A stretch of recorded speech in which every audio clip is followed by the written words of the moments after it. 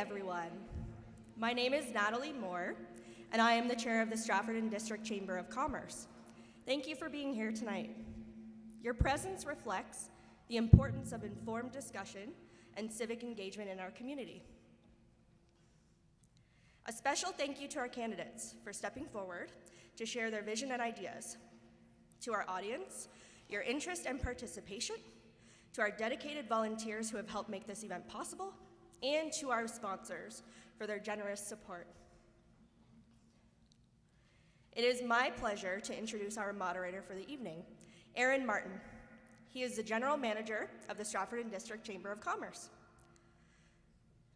I have a sinus infection, so this is very difficult. Give me a minute. Aaron brings a wealth of experience and a robust background in advocacy, agricultural management, and business startups to the role as our General Manager. With a proven track record in business development and a deep understanding of the challenges and opportunities faced by both established and startup companies, Aaron is poised to lead the Chamber towards continued economic prosperity. Aaron is passionate about supporting local businesses and fostering economic growth within the community. As a local business owner himself, he understands the value of advocacy and support from local, provincial, and federal organizations.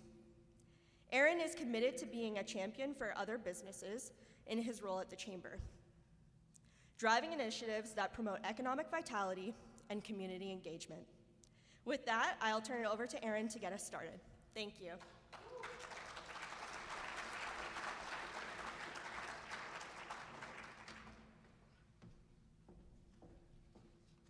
Thank you for that introduction, Natalie.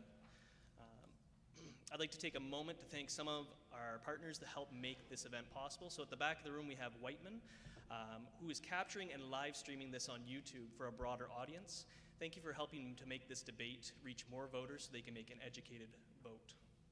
Next, we have our moderator, Vancia Financial Group, and Tim Zegler. Wealth Management. Tim right here, he's sitting here at the front waiting for questions coming from the audience. Tim will make sure that these questions are focused on business and are within the scope of polite discourse. You may have seen question cards as you came in the door here. Those can be filled out and then raise your hand. Someone will come up and collect them. If you don't have them by any chance, feel free to raise your hand and someone will come and distribute them to you as well.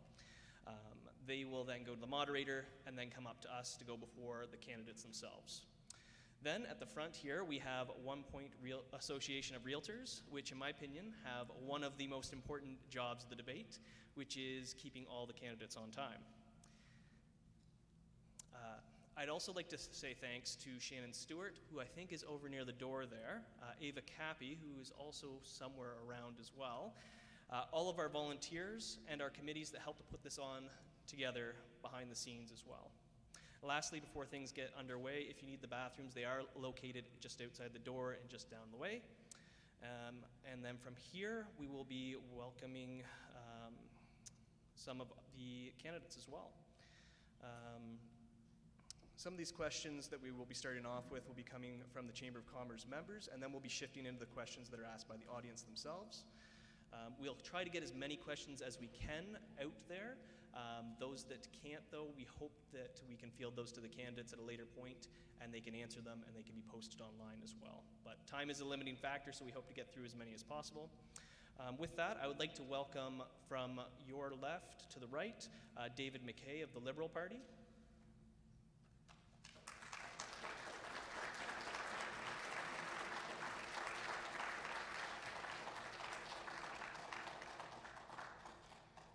Sorry. David Mackey, my apologies. John Nader of the Conservative Party.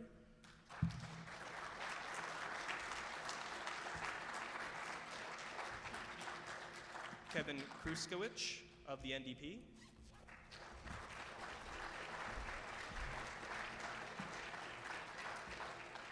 And Wayne Baker of the People's Party of Canada.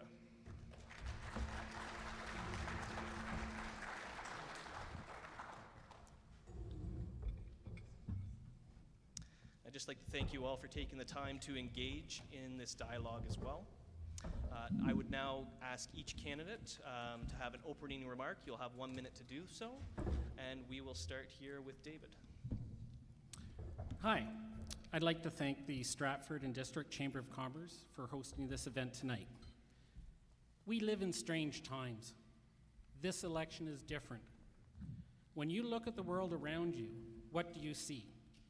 Do you see global market chaos? Do you see threats to a stable economy? And why is this happening? Why have we allowed a political system to reward some politicians who intentionally provoke us using slogans and gimmicks, which causes polarization? I believe this needs to stop. You and I both know that this nonsense is not good for the farms, the businesses, the people, and the families of Perth-Wellington.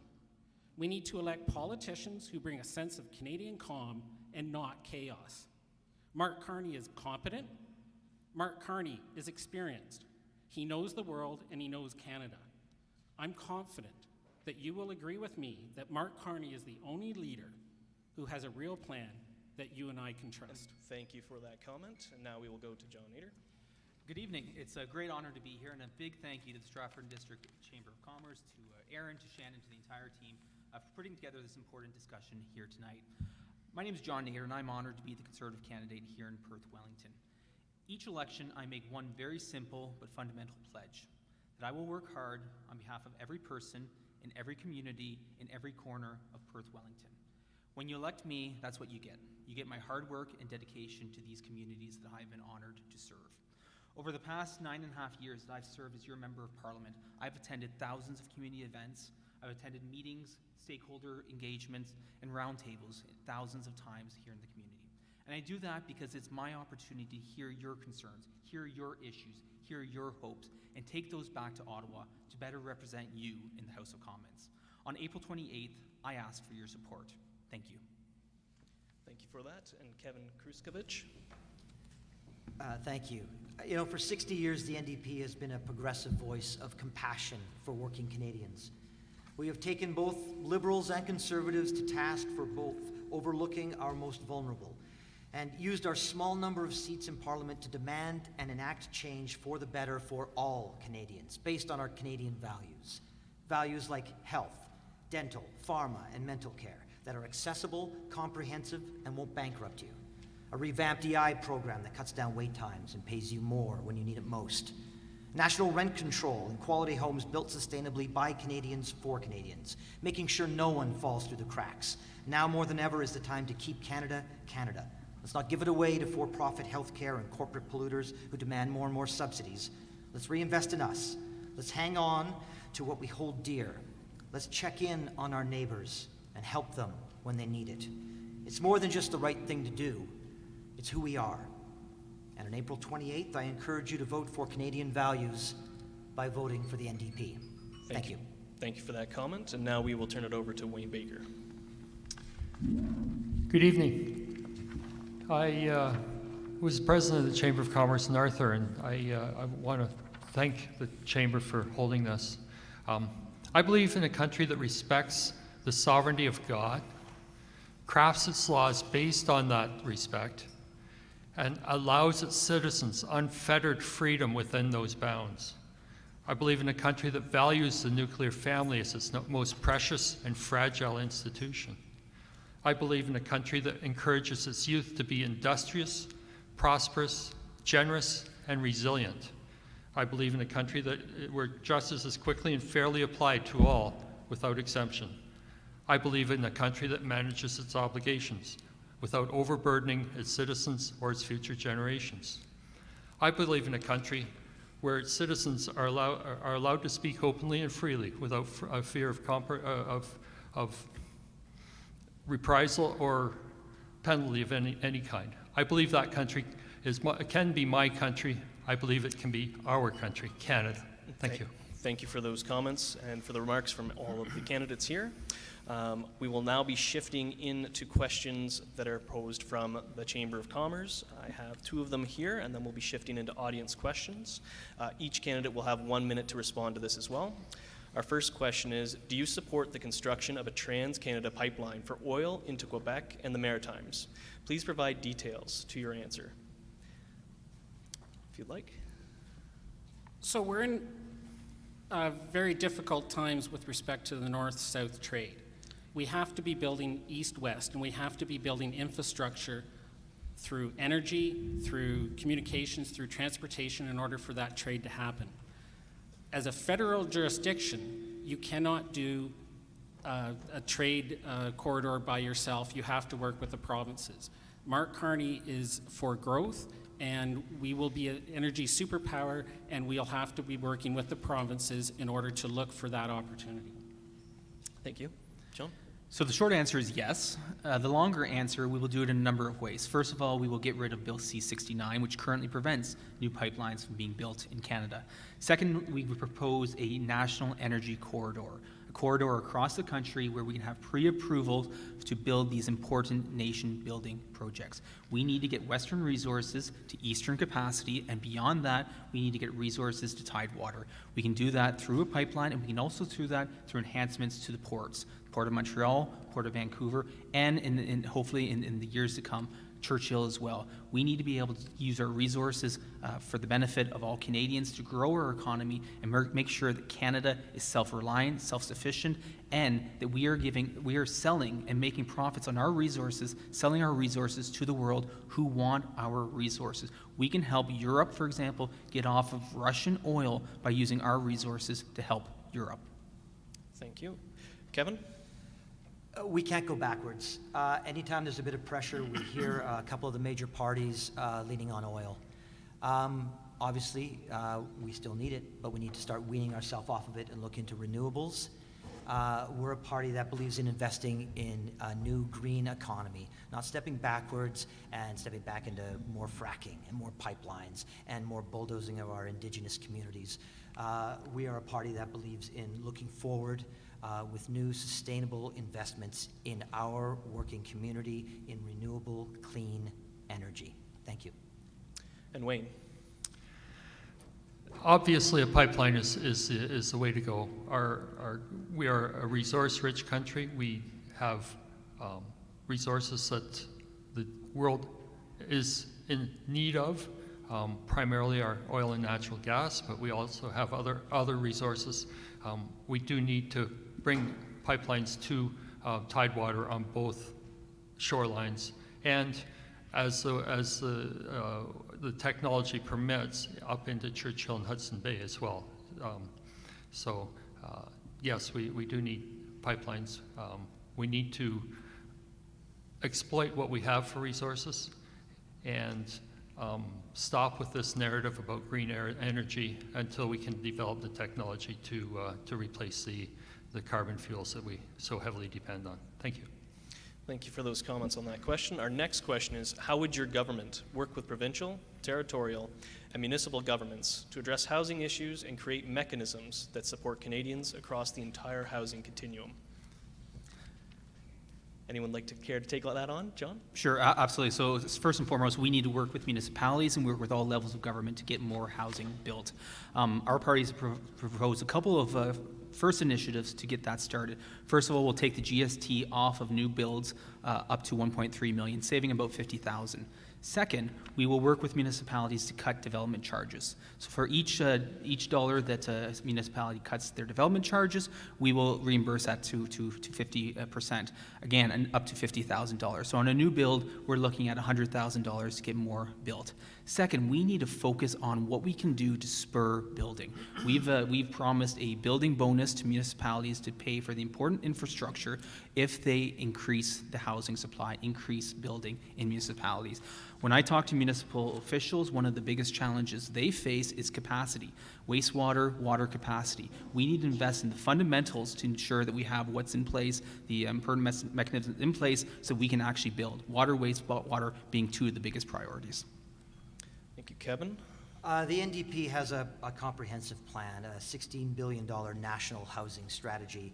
It involves Canadian Homes Transfer Fund and a Communities First Fund.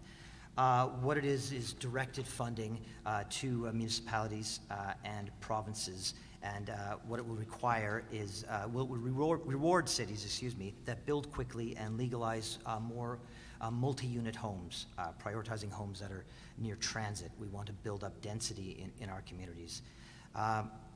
we want to speed up permits and approvals so homes can get built faster. And we want to make sure that municipalities are capping development charges, and we want to work with them to start lowering those developmental charges so developers can build homes more inexpensively and faster. And we also want to use viable federal land as a government to build 100,000 rental units by 2030. We think it's important that we have, I'm sorry, I'm out of That's time. time. Thank you. And Wayne? We're in a situation right now where there's a competition between housing and farmland, and especially in Perth County and Perth-Wellington. There's a very strong competition, and the temptation to develop the farmland and create the housing to alleviate the pressure is very real. I think that we should propose developing marginal land that isn't suitable for farming, whether it be within Perth-Wellington, or encourage a migration further north to lands that are more, maybe less easily developed, but we develop the technology to develop them and allow young families to build on their own homes on their own land and get away from this high density nonsense. There's a lot of social issues with it. Thank That you. is time. Thank you for those comments on that question. Oh, sorry. Terribly sorry, David. Mark Carney has a plan to double the pace of construction to almost 500,000 homes a year. That is the most since World War II. And how do we do this? There's two parts to the plan. First of all, right now there's a gap between social housing and market-priced houses. For below-market housing, we need to have investments by the government. The government will act as a developer and build affordable housing at scale, including on public lands.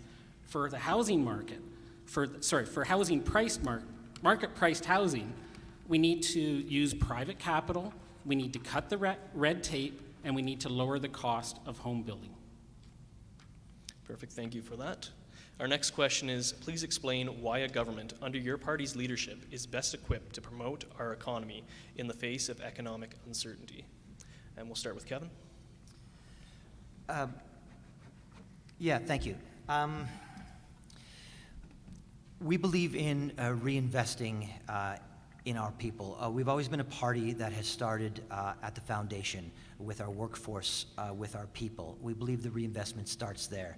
It starts with a retrofit plan that we have that works with the climate, but what it will do, if I'm speaking about just the economy, is it will bring the opportunity to train a whole workforce of skilled labor. We can increase our skilled labor force, which does entice industry. Instead of subsidizing large corporations to come in and take care of that, we want to build from the bottom up. We want to work in a clean and sustainable way with our workforce, with strong union jobs and good pay. That's where we begin with the NDP. Thank you. Wayne?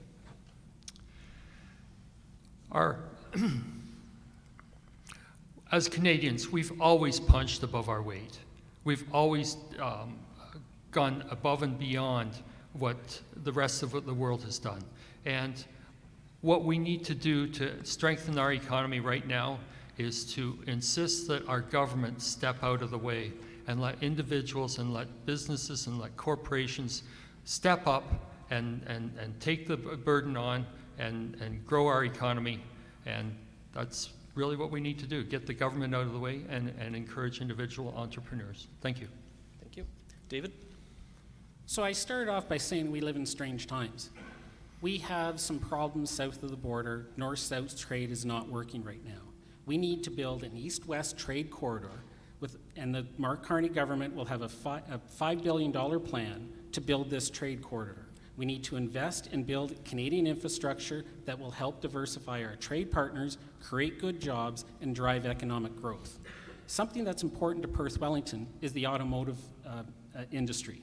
Mark Carney has a plan that protects businesses and the auto industry by investing $2 billion to build a fortified Canadian supply chain from raw materials to finished vehicles.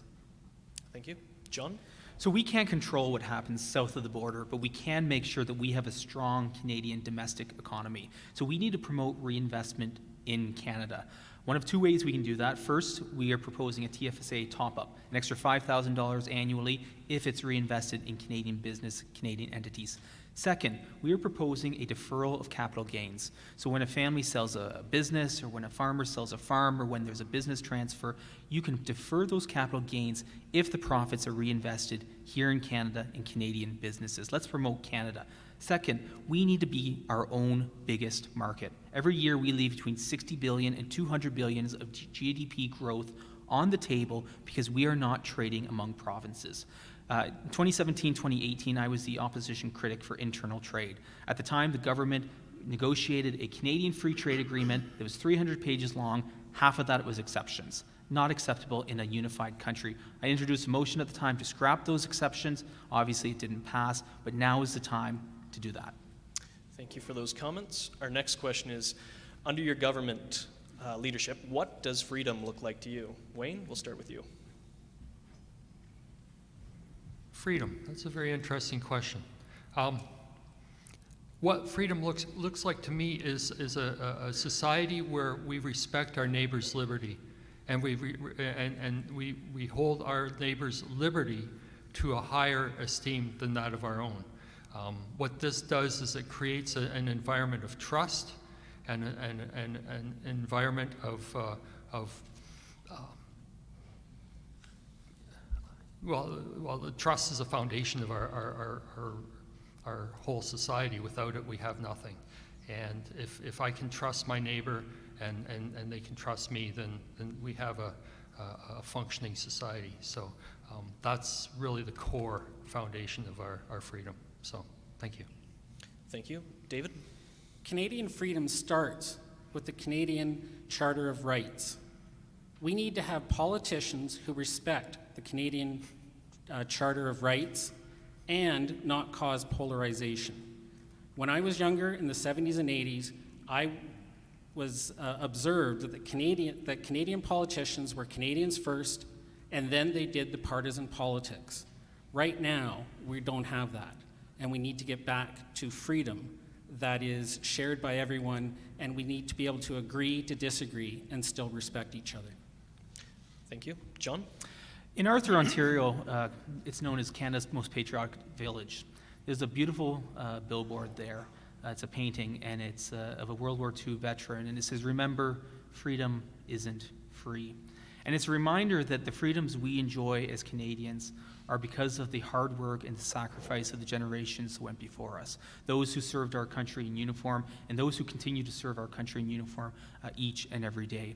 We as Canadians owe a debt of gratitude to those generations that we can never fully repay, who quite literally put their lives on the line so that we as Canadians enjoy the rights and freedoms to live our lives here in Canada in a peaceful country. So first and foremost, let's thank those who've served our country, and let's continue to honor their sacrifice. Perfect. And Kevin? I think it's naive to think that it's a level playing field. I think we are judged on how we treat and take care of our most vulnerable. There's an American philosopher named Popper who spoke about it's the tolerance paradox. To have a tolerant society, we must be intolerant of intolerance. So I believe that freedom also looks like being vigilant and taking care of marginalized communities, supporting them where we can financially, emotionally, whatever we can do. So freedom isn't just something that you say, well, we're all free, so good luck to you. No, there are marginalized communities that need more, and they need our help and they need our support. And that's always been the basis of how I've approached my life and how the NDP sees freedom. Thank you. And our next question is, what does your party plan to do to reach the target of 50% greenhouse gas reduction by 2030? David? We have already started working on climate action that is supported by the population by removing the carbon tax on small polluters. But we need to make sure that we go after the large polluters and that we need to make sure that they still pay. We need to improve carbon credits for the large polluters and we need to add incentives to the small polluters to decrease the carbon footprint, and we need to give them more options. John? Our party believes we can do this through technology and not taxes. We are proposing to increase the credits and the investment credits for clean manufacturing and clean technology. That's the first thing. Second of all, let's actually use the resources that are already out there. Here in our community, farmers and farm families are already doing the hard work to actually be more sustainable. And they're doing it on their own, and they're not getting credit for the work that they have been doing quite literally for decades. If you look at the statistics for the agriculture community, they on their own have lowered their intensity, they have increased their sustainability, but they don't get credit for it when the government comes calling. And then thirdly, let's actually plant trees. The Auditor General reviewed the so-called 2 billion tree program, and you know what the Auditor General found? She found there was actually no requirement that the trees stay in the ground.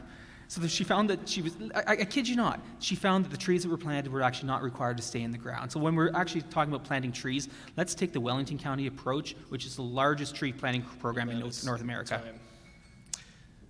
Kevin? I don't understand sort of what's being said here. We just had two parties talk about increasing pipelines to every coast, leaning on oil, fracking for natural gas, more oil, more gas. That's our industry. But also, we're going to hit 50%. I don't know how. I don't know how it's possible. We have a party that will completely abandon any sort of care of the climate. It's been said. We're going to pull subsidies, $18 billion worth of subsidies off of the oil and gas companies. We're going to keep an industrial carbon tax, not a consumer carbon tax. It's not on the shoulders of farmers and businesses to take care of this. It's the government. The government should regulate. The government should invest in clean, renewable energy, not lean on oil, and then turn around and say, let's plant some trees. Trees aren't going to do it. We've had enough of that lip service. We really have. I don't want to get too fired up, but I just can't believe that we heard about investment in pipelines, but also we really care about the planet. And Wayne? I care about the planet, and I think we should invest in pipelines. 95% of the greenhouse effect is caused by a gas that we have absolutely no control over. That's water vapor.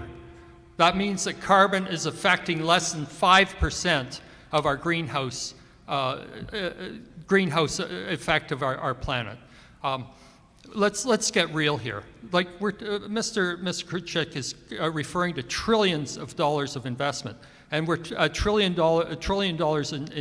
in debt now. If we're going to realistically look at the investments Mr. Kruchek is talking about, we're going to be looking at over $300,000 per household in this country. I don't think that's a realistic option. Thank you.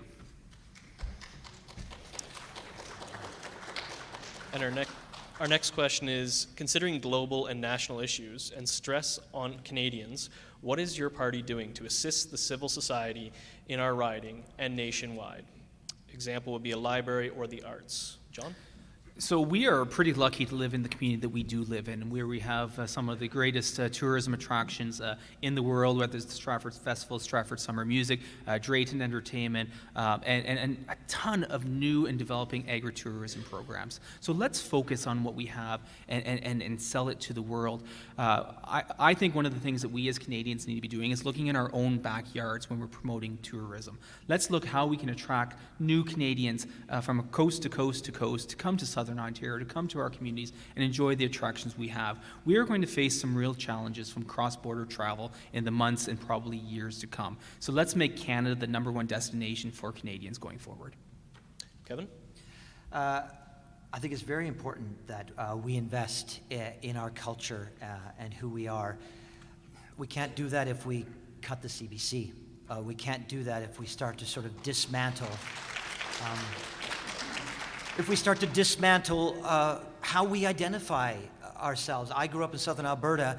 I only knew about Newfoundland through the CBC, but I have a real sense of what Newfoundland is because we had a national cultural institution that taught us about each other and unified us.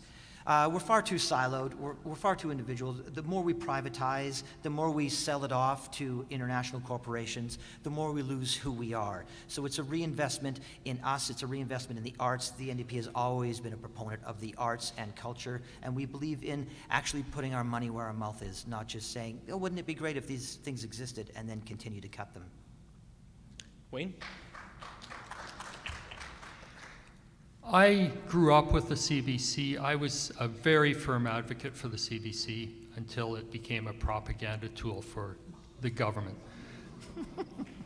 I no longer support the CBC, and as long as it remains a propaganda tool for the government, I do not intend to support the CBC. As far as assisting our civil society, I think that we need to continue to keep churches as tax-free, with their tax-free status. I know there's wind that might be removed. I think we need to encourage our church and extracurricular support in the community, extra governmental support in the communities. Thank you. David? So I'm on the Stratford Public Library Board. I think that the library is an institution that everyone trusts, and we need to make sure that people trust it in the future. Librarians, I've learned, although I'm not a trained one, this is what I observe, they have superpowers. They are able to tell fiction from nonfiction. We need to make sure the politicians listen to the librarians. I also think it's important that libraries tell stories and that we tell Canadian stories and our local stories. The CBC is an institution that does tell Canadian stories for a long time in the past and for a long time to come in the future. It's about protecting our national identity, defending from the American threat that we make Canada strong. We need to protect our culture from the whims of politicians by enshrining into law the right for the CBC to exist without interference from politicians.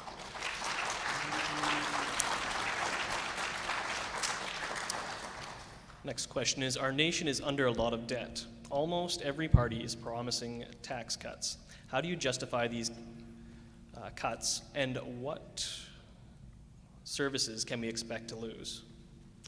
Kevin? When we talk about tax cuts, the tax cuts we're talking about are tax cuts for working Canadians, raising the basic tax exemption to $19,500, taking the GST off of essentials like internet, heating bill, diapers, things that cost. We believe now is the time, and we're going to hear a lot about austerity and cutting, but we believe now is the time that we need to invest to stimulate. There will be a time when we can start to pull back, when we can be a bit more austere, but we believe that now is the time to build up, and we can't build up if we start cutting and slashing, especially because we all know that those slashes are going to come in the social program level. We're going to lose people. You want to talk about a civil society? If we don't take care of our most vulnerable, it's going to get out of control. So we believe that now is not the time for austerity, but now is the time for investment so we can care for our industry and care for our people and build it up so we're not buffeted by our neighbors to the south as much as we are now. That is time. Thank you. Wayne? Right off the bat, our country's committed to $21 billion to support the Ukraine. I think that needs to come off the table. I think that we need to get our own house in order before we start helping other countries. Otherwise, we're going to be in serious trouble ourselves. We're talking over $1 trillion. That's leaving a rotten legacy to our grandchildren and great-grandchildren. And we need to look in the mirror and we need to assess why we're there. We're a resource-rich country. We need to exploit our resources. Unfortunately, those resources won't be available for our grandchildren because we need to deal with the debt that we've run up as a society ourselves. We've encouraged a government that didn't think that balancing the budget was a necessity. Well, we're paying the piper now. Thank you. David? The answer to the question is one word. We need balance. We need to look at both sides of the equation. We need to look at the taxes and how we incentivize people to do the right behavior for a strong, growing economy. But we can't forget the important services, nor can we forget the need to invest in infrastructure for future generations, which will feed back into a growing economy. The best way to do that is to get the balance right and not focus on one side of the equation or the other. John? We can't invest in the priority of Canadians if we don't have our own fiscal house in order. This year alone, we are spending over $50 billion just on the interest on the debt, just on debt servicing charges. That's more than we spend annually on health care at the federal level. That's why we need to make sure that we have our fiscal house in order. How do we do that? We do that by being careful and by being clear of where we're going to pay for our priorities. During this campaign and in our platform, every time we've announced a new policy or a new program, we've also said how we're going to pay for it. We are being open, honest, and upfront with Canadians. If they want to know where we're spending money, we will also show them where that money is going to come from. Our next question is, I'm finding little discussion on healthcare, which is in a crisis. What are the plans to improve services and quicken access to the services? Wayne? We need to, excuse me, we need to train more doctors. We have the infrastructure, we just don't have the doctors, and there seems to be a gatekeeper on doctor training and training our healthcare professionals. We need to get those gatekeepers out of the way, and we need to get more doctors into the system. I think it's unfair that we bring doctors in as immigrants because the countries that they come from have less resources than we have, and we're exploiting those poorer countries with taking away the health professionals that they need for their own population. We just need to train more doctors, and there's ample individuals who want to be trained. They're just not able to get into medical school. Thank you. David? Mark Carney understands that healthcare in Canada is a right, whereas in the US, it's called big business. This fundamental right to healthcare will be protected by a Carney government. The way to do it is we need to reduce interprovincial barriers for mobility of medical professionals across provinces. I understand that this work has already started, but right now the governments are holding this up. We need to have leadership at the federal government to work with the provinces to reduce the barriers that are interfering with doctors and nurses from traveling across the provincial barriers in order to provide services to Canadians wherever they are. John? So first of all, we often talk about the brain drain. But right now, if you're a Canadian who is practicing globally, if you're a doctor, if you're a nurse practitioner, now would be a wonderful time to come home. So first of all, let's encourage that. Second, we propose a Blue Seal standard across the country, which will allow a qualified doctor, nurse, who has the training, whether it's internationally in a different province or in a different province, to take a test to prove their competency within 60 days of coming to Canada or changing provinces. We need to make sure that we have those models in place so people can practice quickly. And we actually have to listen to the experts in the field, like Dr. Jane Philpott, who has pioneered the periwinkle model in Eastern Ontario and is now doing that across. Let's find those ways. Let's see how we can expand practices for nurse practitioners so we can take the strain off the system. Let's use common sense approaches from those who are already doing the hard work to make the healthcare system better for everyone. Kevin? This will be tough because I've only got a minute. We are the party of universal health care. We've driven the largest expansion of Medicare in a generation. We forced the Liberals, we drag them to universal dental care, pharmacare. They're going to roll back pharmacare, but we've got some diabetes medication and all the pills needed for birth control. We also want to increase transfers to the provinces by 1% and streamline the process of bringing U.S. doctors into Canada. Now, we know we have international doctors here who can't get licensed. We want to fund 1,000 residencies each year for qualified international doctors to get them up to speed on how we function, as well as proposing a pan-Canadian licensure. which means doctors can work across the nation. And we're going to help them reduce paperwork. Doctors spend far too much time doing administration work, hours and hours a week that they could spend with patients. We want to take that off their plate.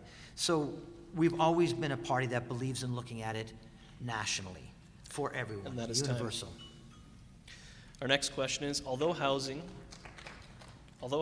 is a provincial and municipal responsibility, how will you tackle the problem of homelessness in our riding? Please provide specifics. David? Homelessness is a serious, serious problem.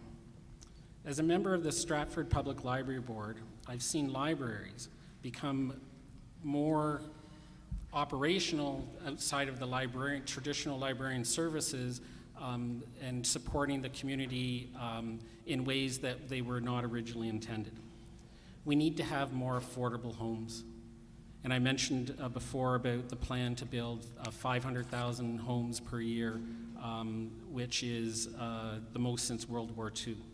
But in addition to having affordable homes, we need to understand that there's important social problems, or certain social programs that need to support mental health and addiction for those who have obstacles to overcome. John? So at the federal level, we need to start having programs that actually cater to the unique challenges faced by smaller towns, rural communities, where they don't have the same resources available to larger urban centers. Too often when the government comes forward with programs, they're designed for large urban centers and don't meet the unique needs of small rural communities. So we need to make sure that when we do these programs, they're designed to actually address the needs of smaller communities. I want to talk a little bit about addiction, because addiction is mental health, and mental health is health. We propose 50,000 new funded spaces to help Canadians who are struggling with addiction, basing it on results that we've shown across the country. The Bruce Oak Memorial Recovery Center in Winnipeg is an amazing example of a facility that helps Canadians, into recovery. They have a proven track record, and it's a lot longer of a stay and a lot longer of resources to ensure that the recovery can last, that the recovery isn't just a period of time, but it's a continuous thing. So let's focus on those important That is issues. time. Kevin? Yeah, it's a very complex issue. Federally, we need to partner with the experts, which are a lot of the NGOs on the ground doing the work. You know, here in Stratford, there's a lot of great resources and non-governmental organizations that are supporting our unhoused and people with mental health problems. Now, federally, if we were in power, we would propose a universal mental health care so we can support. At the municipal level, we want to partner and fund a 360-degree support. So we're helping unhoused people get into a place to stay with supports when they need it immediately. It needs to be a housing-first approach. If we had the opportunity as your government, these are our priorities. This is what we care about the most, taking care of our vulnerable and lifting them up. We believe that that makes us all stronger. And I can't stress this enough. This is what we believe in, and this is what we do best. Wayne?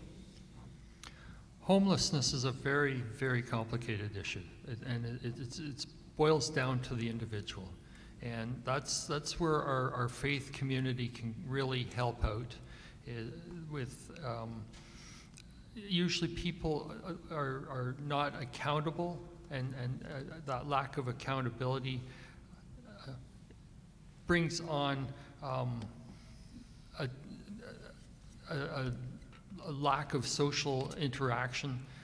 If the faith community can reassert its position in society, we can see a better level of individual accountability and take the pressure off the government.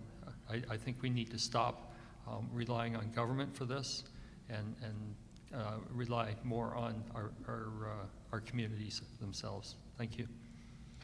Our next question is, one of President Trump's complaints has been the restriction on dairy imports.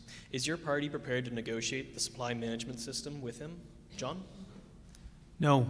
We've been very clear that that's not an option, not on the table. What we saw with President Trump is he likes to talk a big game, but then you look at the U.S. Farm Bill, which subsidizes American farmers to the tune of multiple billions of dollars each and every year. So Trump needs to get his facts straight before he starts looking at Canada. We need to ensure that we protect food sovereignty here in Canada. We are one of the most fertile regions here in the country. We have the best farmland literally anywhere in the world here in Perth-Wellington. We have the most dairy farmers anywhere in the country. We have the most chicken farmers anywhere in the country. We're in the top for pork and beef in the top 5 or 10 provincially and federally as well. We are literally the strongest economic agricultural superpower here in Perth-Wellington. We need to ensure that our farmers have the resources necessary, whether it's through increased processing capacity, whether it's through increased trade routes through the Asia-Pacific and the European Union. But we have the ability to be an agricultural superpower. We just need to make sure our farmers have the resources to do so. Kevin? I'm going to agree with my colleague, Mr. Nader. I don't know that his leader feels the same way. But it's great to hear that Mr. Nader is on board. No, we are not going to negotiate supply management. That we're very clear about that. It's not on the table. It doesn't need to be on the table. Just because someone else wants it doesn't mean we have to sit down and negotiate over it. No, that's our food. We have the right to food sovereignty, food security, to control our resources that way. So, we need to open up our European markets, and we need to open up our markets interprovincially. But no, supply management will never, never be on the table in an NDP government. Wayne? Supply management is a form of socialism. Socialism is really bad for a country. Laugh all you want, but the reality is one of the most profitable sectors of farming is the hog industry, and there is no supply management. We have innovative farmers. We have very well, we have the best farmers in the world. Why can't we? Why do we need to protect them? They can compete internationally and compete very well. As far as the supply management is concerned, it's a layer of bureaucracy that the farmers have to pay for, and the consumers have. As a result, the consumers are exposed to that layer of bureaucracy as well. There's more viable options than supply management, and I think that it's important for our future farmers as well. Thank you. David? Well, I appreciate the reference to Mr. Donald Trump, but you really can't trust anything that man says. You have to play the Canadian game for Canadians. Mark Carney has clearly said supply management is off the table, period. But there's more to farming and agriculture than supply management. We also have to build more domestic food processing capacity. And that's how you get food sovereignty and how you get a security for Canadians, feeding Canadians. In addition to that, for farmers, we need to make it easier for the young farmers to get into agriculture by increasing loan guarantees to $1 million and extending the terms to 5 to 10 years. We need to look after our agriculture industry in Perth-Wellington. Moving on to our next question. What incentives would your party offer to assist businesses to transition to clean energy options? Kevin? Yeah, we have a, let me just pull it up. We have a retrofit plan. One of the biggest polluters in the country are our homes, our buildings, our factories. Our retrofit plan is going to go after 3.3 million homes, which will increase jobs. It'll create an industry. But what it will do is lower energy bills by about $4,500 a year per household and create jobs in that field. So that is our plan for that. Thank you. Wayne? If we go back in history, the primary source of power was muscle power. It took Isaac Watts in the 1800s to develop the steam engine. and we eventually developed the internal combustion engine, and we've sort of peaked out with our energy consumption. But the reality is in a spectrum like this of available energy, we're maybe looking at that much energy that we can actually use. What we need to do is we need to develop and encourage technology that can exploit a larger spectrum of the technology of the energy we have available. Thank you. David? So we have removed the carbon tax on small polluters. We had to do that because everyone agrees that's not the way forward. The way forward is to is not to ignore the problem. The way forward is to make sure that all the businesses, all the small polluters have options that are appropriate to their circumstances that allow them to fight climate change. So a Carney government will make sure that we have the right incentives to the small polluters so that they can choose how to decrease their carbon footprint. John? So I believe the question was, how would we help small businesses make the transition? And one of the ways we can do that is through incentives. And so we propose to expand and enhance the clean technology and clean manufacturing tax credits so we can make sure that investments are made here in communities like Perth-Wellington, small businesses, medium-sized manufacturing technology that's done here in our communities has an incentive to do so. That's something that can be done easily and quickly and have a financial incentives for small businesses in our community to make the transition to different technologies and at the same time making it financially viable. Our next question is, to what extent do you support retaliatory tariffs on U.S. goods and services? Wayne? We don't, period. The tariffs are a tax on the American tariffs are a tax on the American customer. What we need to do is we need to either find a market for our products or be 25% more competitive in the American economy.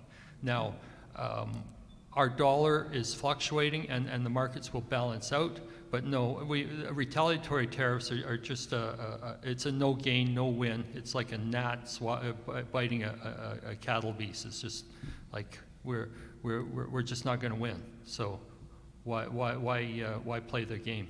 Thank you. David? We didn't start this war, but Canadians always stand up when we have challenges in front of us.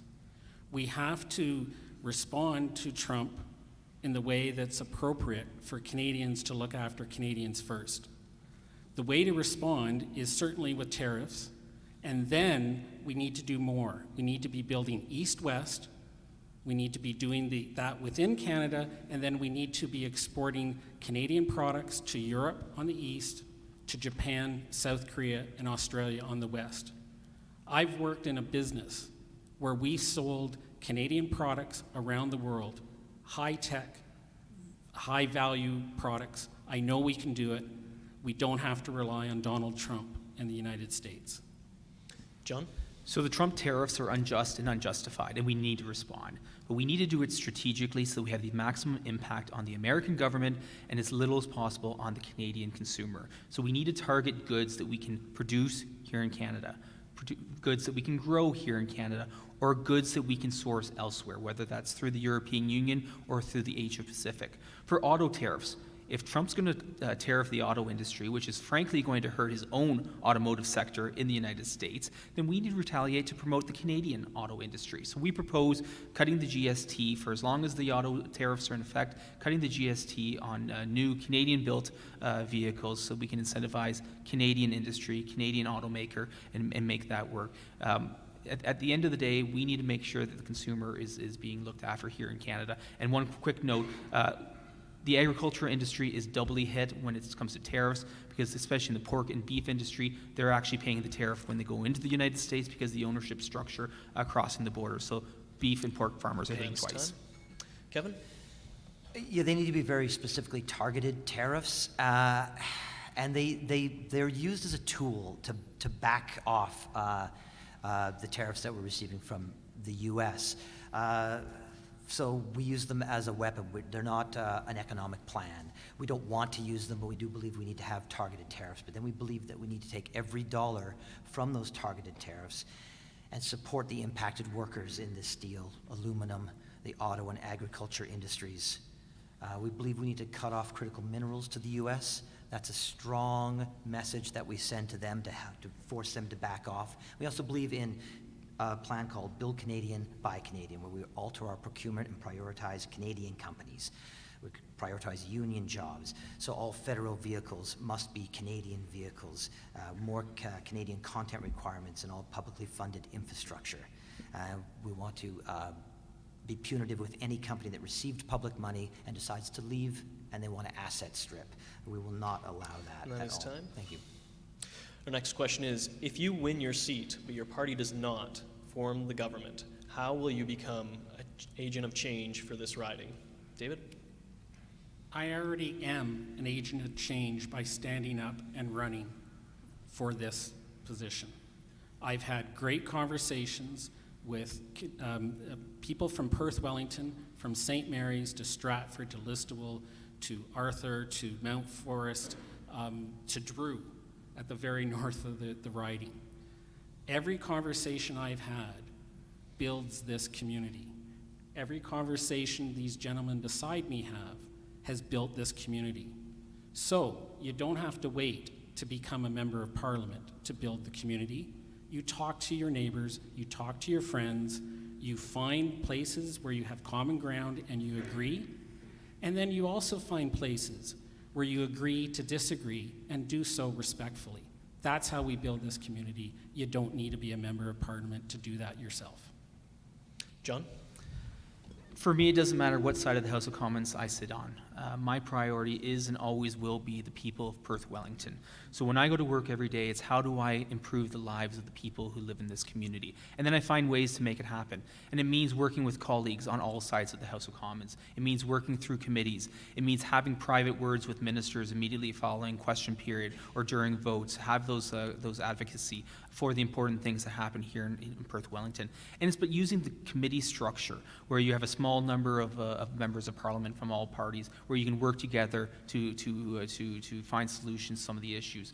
I had some great privileges of working on different committees, including the Canadian Heritage Committee, where we as a committee worked across party lines to hold Hockey Canada to account to see that they were held to account for the absolutely horrendous way that they handled allegations of sexual assault within Hockey Canada, including seeing the entire board of directors and the CEO being fired from that organization. It was the right thing to do. Kevin? I don't know if you're aware, but the NDP has never formed government. But, yet, until this moment. But we have been incredibly effective at serving Canadians. And that's consensus building, bridge building, that's bipartisanship, that is putting Canadians first. And for me, I would put Perth-Wellington first. The people of these communities, our farmers, our auto industry, small business, our arts industry. All of these things are something I would advocate for and build bridges, have discussions, cajole, force, pressure, pester until they hear the concerns and needs of Perth-Wellington. And that's my pledge to you. Wayne? We can be very thankful for the wisdom of Canadian voters for not allowing the NDP to form government. Although we didn't do so well under Mr. Ray, but that's a different story. I've never said anything mean about you. You're asking a very speculative question, and I guess the question is will we play nice in the sandbox? I guess I just proved that I tend to hold my own, and I tend to hold my opinions pretty strong. So. That's up to you to determine if I'm going to play nice in the sandbox or not. Thank you. Our next question is, I have heard the suggestion of having oil storage and transportation from Church Hill, Manitoba. Do you support oil tanker traffic through our Arctic? This is a fragile environmental area. How will you protect it with environmental regulation? John?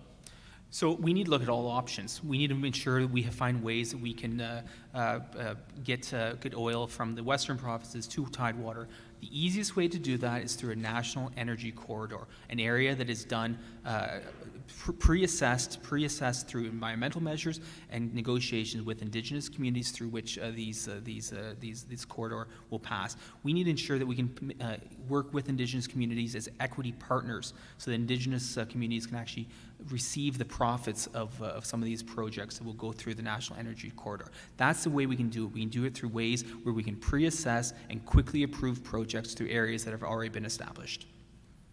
Kevin? Energy corridor sounds so benign.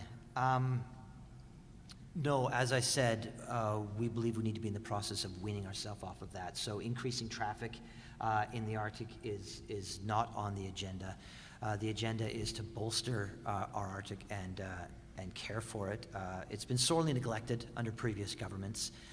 We want to reinvest in the north by building housing, supporting our Canadian Rangers up there, increasing the armed forces presence, giving them raises, taking care of them up there. So we have northern sovereignty.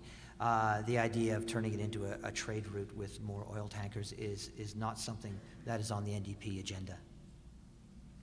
Wayne? Well, after the last question, I tend to align with Mr. Kruchewicz. Unless we can assert our sovereignty, that's a mute question, and that's the bottom line. We have to assert our sovereignty over the Arctic, or we have no say over who transports what through our Arctic Ocean or through our waters in the Arctic. So we have to assert our sovereignty. We have to increase our defense spending, and we have to be diligent with it. Thank you. David? So Mark Carney has announced the comprehensive Liberal approach to make Canada the world's leading energy superpower. This approach will be defined by 3 objectives: energy security, trade diversification, and long-term competitiveness. We need to work with the provinces and the territories to build out an east-west electricity grid, and in this particular case, potentially through the Arctic, if it makes sense with the provinces, and access to affordable, reliable Canadian electricity, not just rely on the oil that we have in the past. These measures will ensure efficient processes under the Impact Assessment Act that can be focused on Canadian competitiveness of Canadian industry. And our next question is, can you please explain your party's belief on carbon tax? Why has the carbon tax suddenly been removed by the current government? Kevin?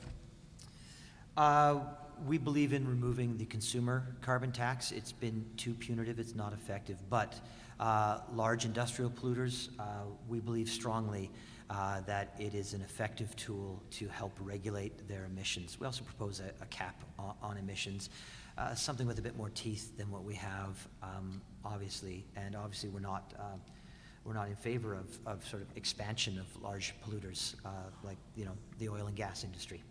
Thank you. Wayne? We are opposed to the carbon tax altogether. I like to have a definition of Mr. Kruchewicz's definition of polluters. Anyone or any facility or any institution that puts carbon into the atmosphere is not a polluter. Carbon dioxide is not a pollutant. It's a part of our atmosphere, and it's a required part of our atmosphere if we plan to eat, because that's plant food. Yeah, as far as the carbon tax is concerned, I think it's a cruelty tax, especially for Canadians, because we live in with the technology and the environment we live in, we're dependent on carbon fuels. So, thank you. David? So the carbon tax was removed because the people of Canada wanted it removed. Gas prices have gone down. It's increased affordability for an average Canadian. However, that does not remove the problem of climate change. It has to be addressed seriously, and we need to have effective programs that give incentives rather than a tax in order for people to do the right things. and that includes both on the consumer side, but also on the large industrial polluters. And Wayne, polluters are the industries that put carbon into the air. That's just how it works.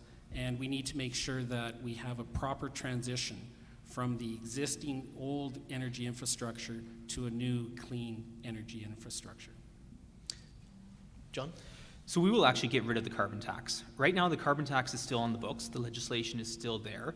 Temporarily, the tax has been set at 0, but that doesn't stop any future government from changing it. We propose to actually eliminate the legislation, reverse the legislation, take the carbon tax off for everyone for good permanently. Why? Because it hurts people, especially in rural communities like ours. It hurts the senior who's on a fixed income, who has to pay it to heat their home. It hurts the farmer who has no option other than to use natural gas or propane to dry their corn, dry their grains, heat their barns, greenhouses in the Essex and Leamington area. I had farmers send me their bills from this fall with tens of thousands of dollars just in carbon tax, with no way to mitigate that. There was no option. That is why this carbon tax needs to get rid of for good permanently, because it hurts the people in rural communities like ours. What are your thoughts about raising the retirement age? If you were to raise the age, what would it be? Wayne? Well, I don't plan on retiring anytime soon, so and I'm pushing that retirement age. So, what would it be? I think it's up to the individual. I think if you've worked hard and you have the resources to retire, then I think good on you. One of the issues that we have in this country right now is inflation, and the People's Party of Canada is proposing a 0% inflation, which will ensure resources available into our old age. So I think that retirement age is suitable the way it is, but it's up to the individual, like I say. Thank you. David? So it's a great question in the sense that it's probably directed not towards Mark Carney and the Liberal Party. We have no plans at this point to be doing anything with the retirement age. I think you may want to ask my friend John here what his ideas are on it. Thanks. John? Happy to address that. So Pierre has been very clear when we announced our seniors platform that we will enhance and maintain the age of eligibility for old age security, guaranteed income supplement, and for the Canada Pension Plan at age 65. We've been very clear on that. But let's talk about how we can support seniors more broadly. We are proposing to allow an extra $10,000 of tax-free earnings for seniors who choose to work past retirement age. We also propose to change the rules around RRSPs being converted to RIFs by expanding that by 2 years. We also have to make sure that we are allowing seniors to retire and live in comfort and in decency in the retirement years. So let's make sure that we have an economy that supports that we're not nickel and diming our seniors each and every day by the constant threats of carbon taxes and threats of inflation. Kevin? We believe it should be 65. We don't want to raise it. We believe in bringing a national senior strategy to the table to make sure that seniors' health care is a priority. We want to reduce isolation and tackle seniors' poverty. We want to raise the guaranteed income supplement. We want to double disability. We want to take the profit out of long-term health care. We want to make sure that we're building accessible, affordable homes for seniors that aligns with our national rent control plan so that everything stays affordable for our seniors. And we want to make sure that we are ending pension theft by making sure that seniors' pensions are at the front of the line if and when corporations fail. They are the first to be taken care of. Too often we see our seniors falling through the cracks. It's the social services that get cut first when big government starts talking about austerity. We want to make sure that our seniors are protected and cared for first. It's time. And how do you distinguish between big polluters and the consumers who buy their products? An example would be Shell oil or fertilizer costs. David? A reasonably simple answer is big polluters are polluters that have 50,000 tons of carbon emissions or above. John? Well, it's still the consumer who pays, and that's the reality. Whether it's done through the consumer carbon tax or the industrial carbon tax, at the end of the day, it's the consumer who pays, and that's the absolute reality of it. It's the person who's filling up their gas tank. It's the person who's heating their home, heating their barns, drying their grains. Regardless, that works its way down to the consumers. So we need to focus on technology to improve that rather than punitive taxes. Kevin? Yeah, we need to incentivize moving over to newer technologies, greener technologies. Obviously, we have the numbers that say this is a big polluter, this is a small polluter. We want to make sure we're investing in these technologies, though, so we don't trap those in between, like our farmers, who are trapped not being able to pass along the cost, and we're paying tens of thousands of dollars a year because they needed to run their grain blowers, and they needed to, they had no other options to change their technology. So the Liberal government trapped them inside of that carbon tax. We need to make sure that that's not happening, that we are giving incentives and options to these middle-sized industries. As far as big polluters go, we need to incentivize them to move on to newer, better technologies. Wayne? First off, we have to stop with the rhetoric about polluters being carbon producers. Carbon dioxide is not a pollutant. Pumping carbon dioxide into the atmosphere is not going to harm us. It's not going to irrevocably alter our climate, and it's not going to irrevocably alter our greenhouse effect on this planet. Like I said before, water vapor is the greatest contributor to greenhouse in this planet. Carbon dioxide is necessary for plant life. It's necessary for our food production, and it's actually proven to, well, greenhouses increase their parts per million, 1,000 parts per million, I think, in their greenhouses to encourage plant growth. So no, carbon dioxide, we need to get off this rhetoric, and we need to start talking facts and stop with this fear-mongering. Thank you. Our next question is a housing question. What commitment will your party make to ensure opportunities for multiple providers, such as nonprofits, housing groups, or shelters, to assist them in providing family-friendly rental housing? John? We absolutely need to incentivize that. We need to work with community groups that are already doing a lot of the hard work to make that happen. But we need to make sure that the programs we set up at the federal level are actually designed for small rural municipalities like ours. What we've seen time and time again from this current government is that communities like Stratford are lumped into the large urban stream. Well, that's bad enough, but Perth East, with Milverton as its largest urban center, is also lumped into the large urban municipalities stream. North Perth, Atwood, Listowel, Moncton is considered large urban municipality under the government's housing programs. So when we're talking about these programs, let's just use a bit of common sense, and let's actually have rural small town communities lumped in with that, where we can actually have meaningful partnerships with the third sector, with municipalities, to actually do things like affordable housing, attainable housing, and projects that are already underway locally, and invest in those rather than being silly with these ridiculous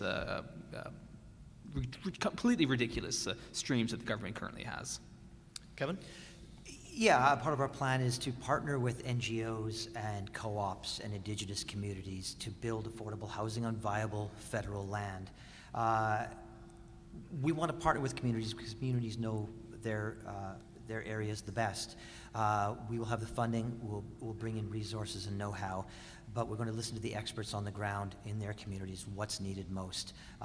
Multi-use units, rent-controlled units. We really believe that approaching the rental market first is going to help stabilize the entire market. So our approach is to step in there and become a governmental landlord that will make sure rents are controlled, that we're responsive, that there's no rent evictions, that there's no sudden hikes in rent.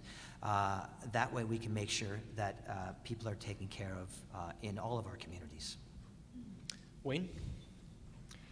I think we need to address the elephant in the room first, and that's our immigration. Over the last 10 years, we've seen a 30% increase in our population. That means that there's a stress on our housing by 30%, there's a stress on our infrastructure, there's a stress on our health care. It's across the board. We need to stop our flagrant misuse of our immigration. The People's Party of Canada would impose a moratorium on immigration until we started to get our house in order. Thank you. David? So certainly we will be working with local municipalities, local organizations to have a rental supply that meets the local needs here in Perth-Wellington. But you also have to understand that rental prices are also a factor of how many homes have been built. So as part of the below market affordable housing, we need to have investments by the government as a developer to build more affordable homes, and that will certainly be impacting the rental prices. If the housing market works better, the rental prices will come down, and we need to be respectful of markets when they work, and when they don't work, the government will be a developer. Our next question is, reflecting on how the COVID-19 pandemic was managed/handled, was there any lessons learned on how the government handled matters? Examples being vaccine mandates. If or how would things be handled in the case of another similar event by your government? Kevin? That's a pretty big hypothetical question to sort of tackle and go, how will you handle a new global pandemic? We would believe that we would need to take care of our people first, and that would be, see, what kind of pandemic would it be? Are we not allowed to mix and mingle? Well, then we would need to support, or do our businesses need to be shut? Yes, we would need to support. Once again, we put ourselves in the same situation where we need to inject cash into our economy and into our people to make sure everyone's okay. I mean, it's a bit of a trigger question because they throw out the word vaccine mandate. So that's a bit of a hot button topic. It's been really politicized. Yeah, we need to listen to our experts, our scientists first, and not denigrate their expertise. Follow the science. The science will be ever evolving in a new global pandemic. So day to day, we follow what the experts say and follow best practices and make sure that everyone is inoculated if need be, and make sure we're not making each other sick. That's time. Yeah. Wayne? Very interesting question. I'm a bit of a historical buff, and I've always been fascinated as to why a civilized country such as Germany would fall into the hell that it fell into under the Nazis.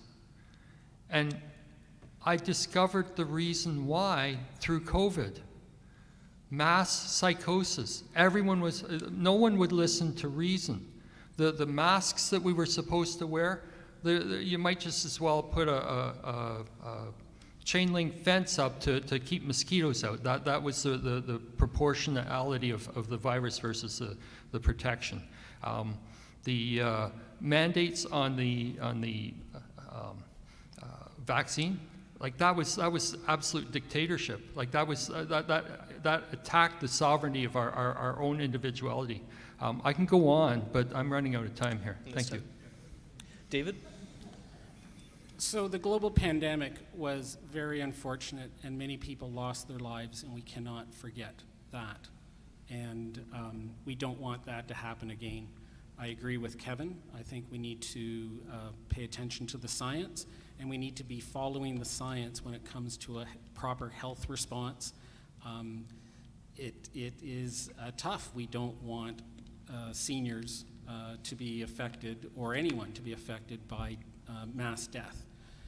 Having said that, you also have to recognize that there's an economic cost that comes with the protection of vulnerable people. So we do need to look at medical sovereignty so that we have the right equipment and the right vaccines and the right supplies if something unfortunate like that happens again. John? So part of the question was about lessons learned, and one of the things that really laid bare during the pandemic was how precarious Canadian supply chains really are. It was a reevaluation of the need to build things and make things in Canada once again. Over the last number of decades, under multiple governments, we have lost that capacity to manufacture things in Canada, whether it's hard goods or whether it's the biomedical community. We've lost that capacity. So one of the greatest lessons learned, I think, is that the need for us as Canadians to stand up once again and reinforce the need for us to build things, make things, and develop things here in Canada, whether it's pharmaceuticals or whether it's actual resources and goods and services here in Canada. So let's take that lesson out of the last 5 years and actually have a meaningful conversation about how we make things here in Canada again. With all the cuts, with all of the tax and GST cuts references tonight, how will you replace the government dollars lost there? Kevin? One of our big approaches is to remove the billions of dollars. The number I have is 18 billion, but I believe it's higher, of subsidies to oil and gas industry. That money can be put to use in reinvesting in our workforce, in our own industry, instead of sort of giant tax breaks and subsidies to big oil and gas.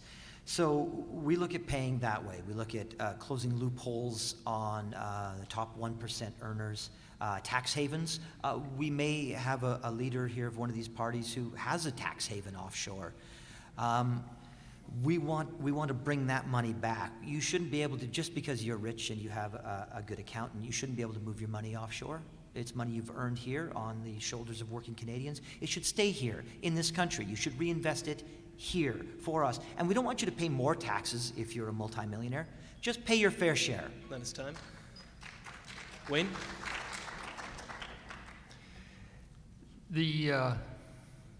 Unfortunately, for the last 10 years, our government has spent money like a drunken sailor. The debt has run up. There's a huge lack of accountability for the monies that have been spent. They're hidden, and we're not able to see the full extent. I'm hoping a change in government will expose just how badly we've been managed over the last 10 years. But we need to get our house in order.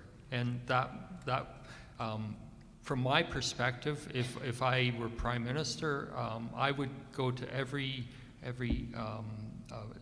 government body and say 25% cut, figure it out.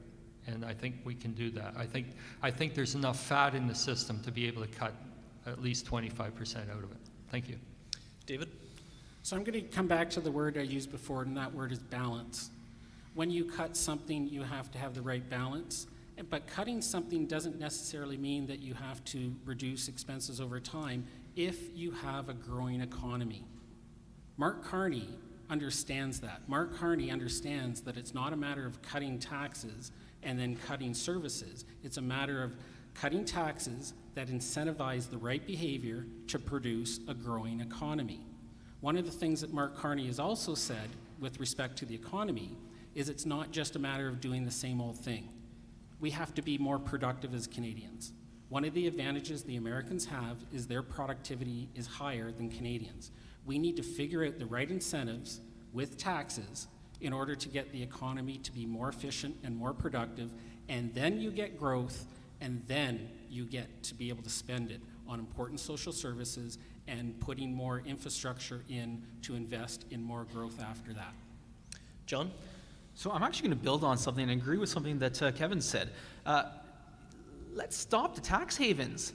You know, if someone in this room tried to avoid paying their taxes, CRA would be on you. I see people who come to my office who have collection notices for a couple $100, and CRA is on them, hounding them for those couple $100. If you have a couple $100 billion offshore in Bermuda, like a certain business, well, have at it.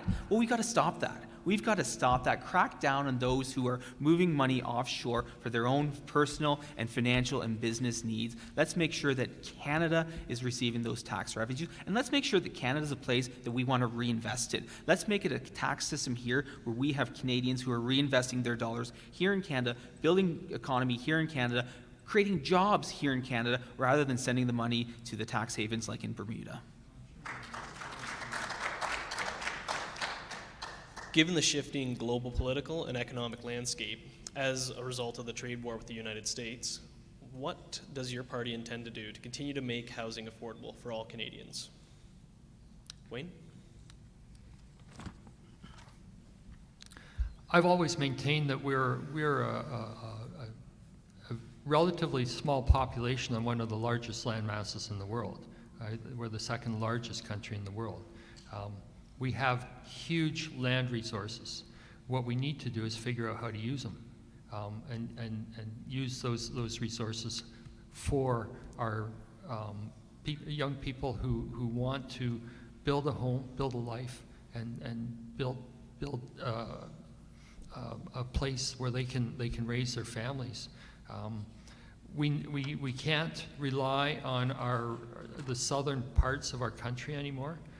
That's our food source, and we have to feed our people. So we have to look at opening up and developing lands further north, and developing lands that people can grow and raise their families on. Thank you. David?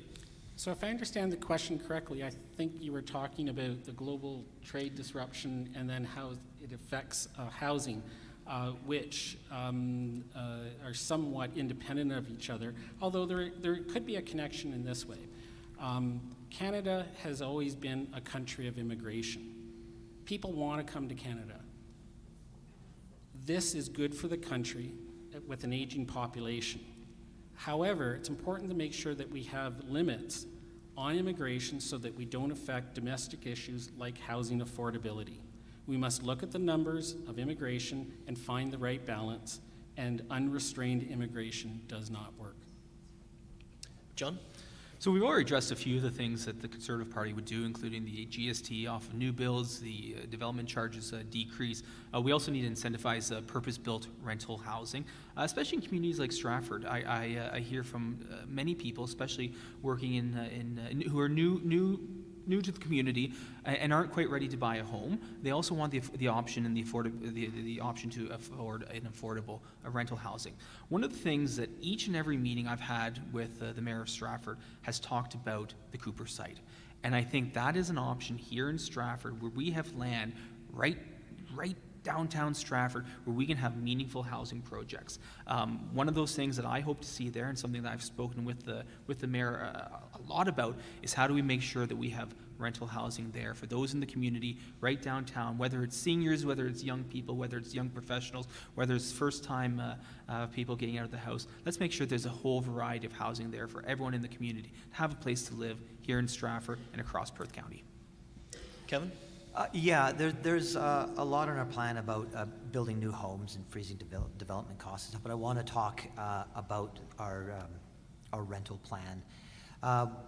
We want to rework the Public Land Acquisition Fund to invest $1 billion over 5 years to acquire more land. And we're not talking about conservation land, greenbelt land, anything like that, but viable land that isn't farmland, for rental units. We want to get into the business. There's not enough mechanisms to demand that developers build what is called affordable housing, connected to about 30% of your income. So we believe we need to get involved to help, because nothing is changing. So if the government gets involved, builds affordable, Canadian-made rental units, quality units, and we can be the landlord. The government holds the land, receives rent, but takes care of the renters, rent control. And then we can start directing funding so that we create a national rent control across the board, which will incentivize municipalities. Thank you. And we are coming actually to the end of our time here this evening as well, so we are going to go to closing statements. We will do them in the opposite direction as how we did the opening statement, so we will start with you, Wayne.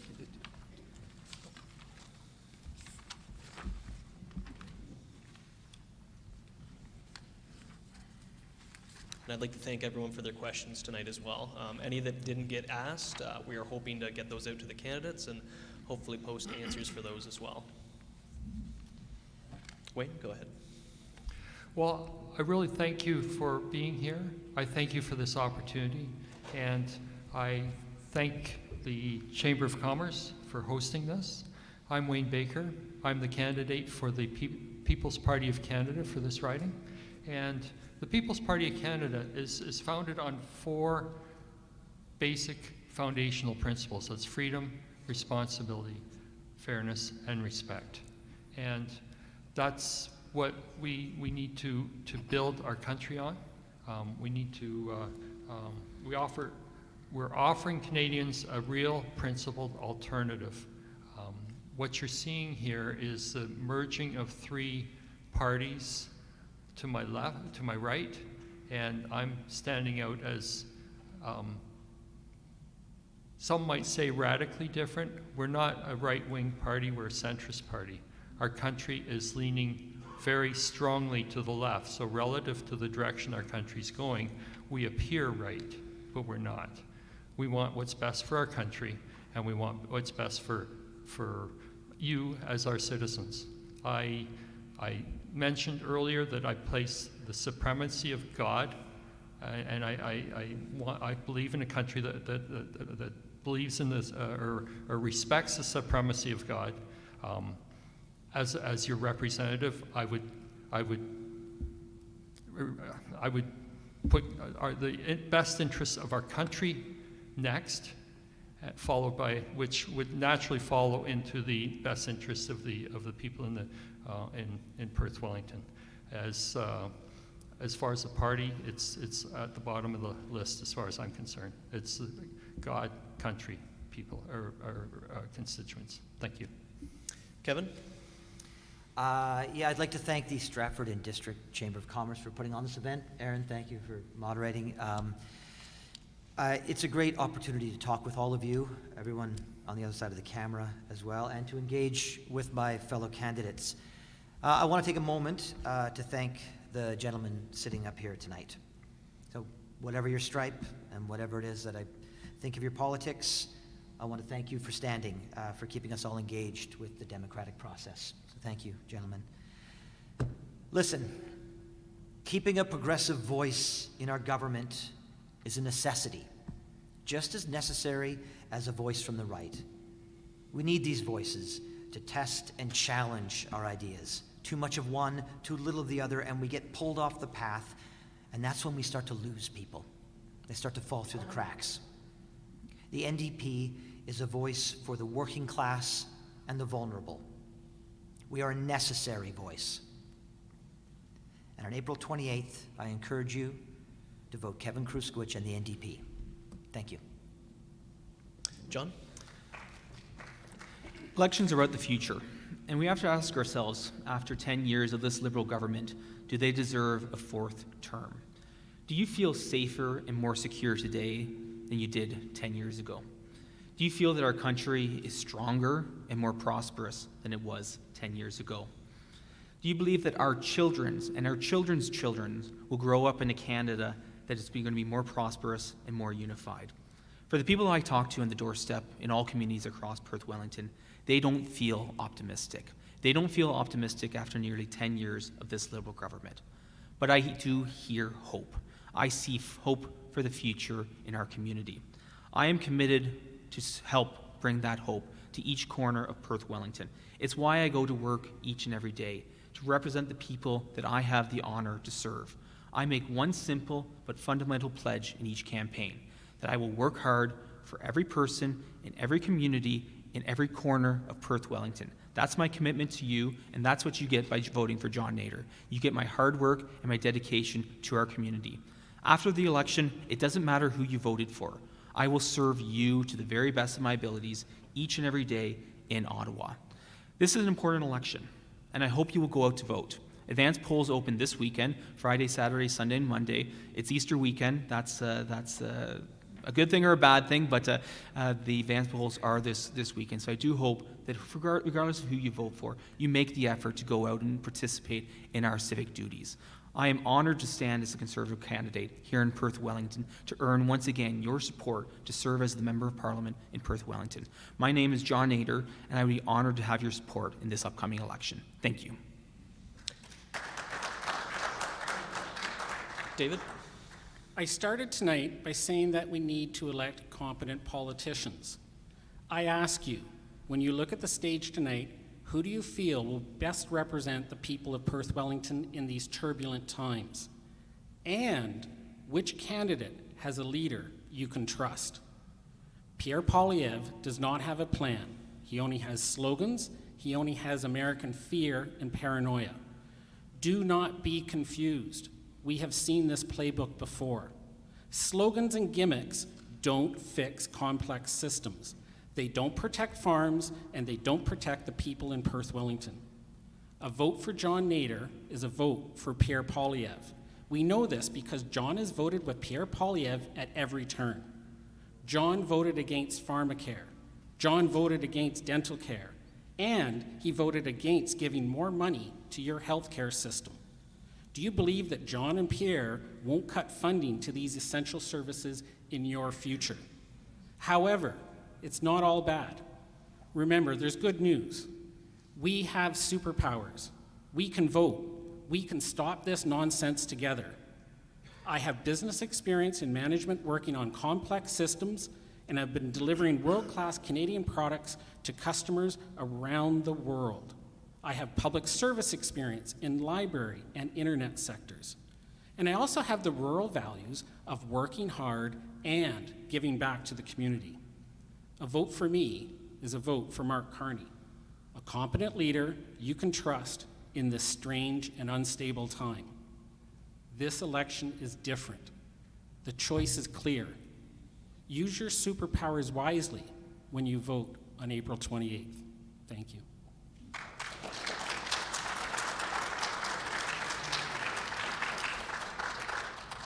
I again would like to thank all the candidates for taking the time to take part in this debate, and the audience as well for taking part in this dialogue and bringing those questions forward. And I'd also like to thank our sponsors in the room that have helped to power this event. It's incredibly important that we can have these areas where we can converse with each other. We invite the candidates and everyone here to stay and chat going forward, and I hope you all have safe travels on your drives home as well tonight. And please get out and vote and make an educated vote, hopefully now with more information to go about that. Thank you very much and have a great night.